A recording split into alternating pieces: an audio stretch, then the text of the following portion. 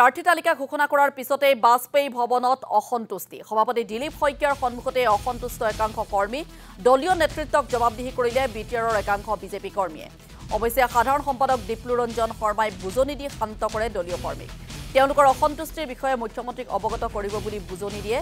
চাহ মিঠাই খাই ক্ষোভ মৰিখন কৰিবলৈ আহ্বান জনালে দলীয় নেতৃত্বই আৰু ইতিমধ্যে উল্লেখ কৰিছো যে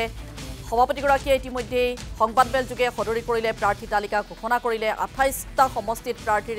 নাম ঘোষণা কৰা হ'ল বিটিচিত আৰু তাৰ পাছত দেখিবলৈ পোৱা গৈছে এনেধৰণে বাজপেয়ী ভৱনত একাংশ কৰ্মীৰ অসন্তুষ্টি সভাপতি দিলীপ শইকীয়াৰ সন্মুখতে একাংশ কৰ্মীৰ অসন্তুষ্টি প্ৰকাশ কৰা দেখিবলৈ পোৱা গ'ল এই প্ৰাৰ্থী তালিকাক লৈ দলীয় নেতৃত্বক আনকি বিটিআৰৰ একাংশ বিজেপি কৰ্মীয়ে জবাবদিহি কৰাও দেখিবলৈ পোৱা গ'ল অৱশ্যে সাধাৰণ সম্পাদক দীপলুৰঞ্জন শৰ্মাই এনেধৰণে বুজনি দি দলীয় কৰ্মীক পিছত শান্ত কৰে আৰু তেওঁলোকৰ অসন্তুষ্টিৰ বিষয়ে মুখ্যমন্ত্ৰীক অৱগত কৰিব বুলিও বুজনি দিয়ে